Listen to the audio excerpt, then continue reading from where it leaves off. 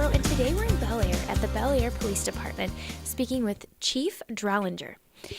Can you start off by telling us what it is that you want the public to know about these scams? Well, we're receiving a lot of telephone scams, reference to utility shutoffs and IRS claims that people are receiving by telephone from these solicitors.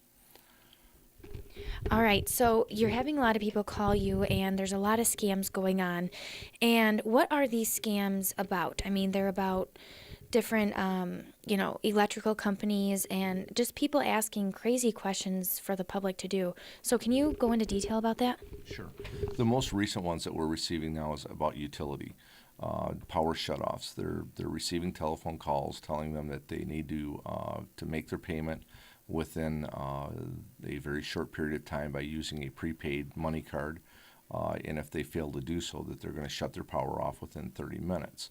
And most of the consumers tell them that they hang up, and there are others, though, that have fallen for the scam and provided prepaid cards to whoever the scammers are.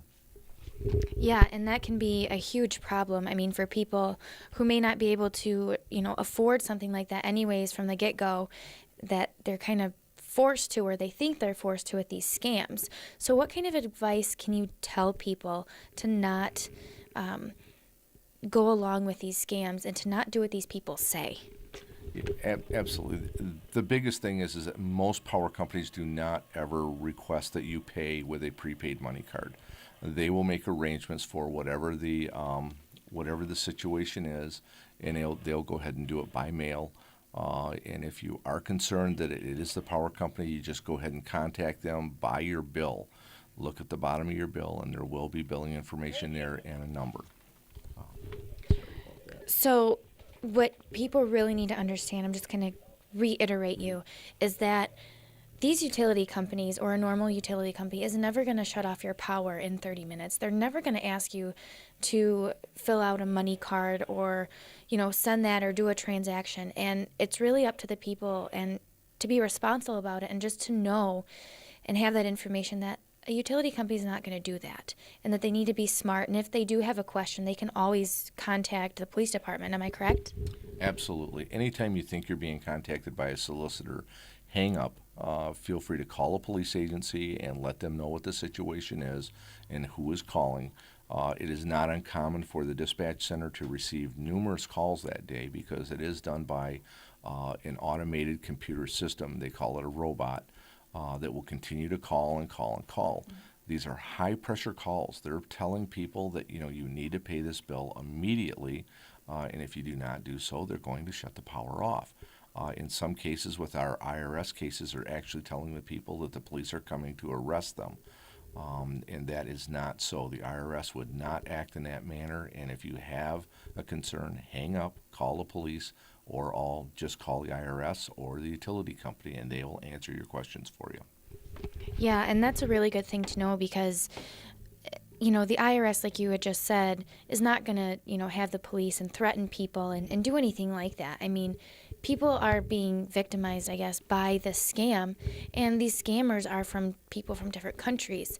And once they lose this money, can they get this money back, or should they, anything, if they have a question in regards to any kind of money that, over the phone, can they get that money back, or what do you suggest people do? If they pay the scammer by a money card, and once the scammer contacts them and they transfer that money to the scammer, it's gone. There's no way for us to return that funding back to the person. Our biggest concern is seniors. They're on a fixed income, and when they put out $500 to $700 or $800 for something like that, it really offsets their living expenses for that month. And there's nothing we can do. The latest scams that we have seen are coming from Cambodia. And they're using telephone numbers that are, we call them spoofed, and they are fake telephone numbers that will come up on your caller ID. It is not a utility company. It is not the IRS. But yet they will make it look like it is a utility company or that it is the IRS. So the biggest thing that you really want people to know about is if you do see a number like that, or you do have someone calling you and saying that they are the IRS or they are this utility company. Hang up and maybe actually call your utility company, call the IRS, call the police department, and actually verify that that's true. Is that what you really want people to understand and to kind of know, and not to give that information out? Absolutely. Be smart. If it appears to be, if it's too good to be true, it probably is. Well, thank you so much for being here with us, Chief Drollinger, and telling us about this scam today. Well, thank you. If you do have a complaint, go ahead and contact the Federal Trade Commission, and they will also take your complaint in any scam matters that you have out there. Great, thank you so much. In Bellaire at the Bellaire Police Department with My News 26, I'm Marlaina Scarbrough.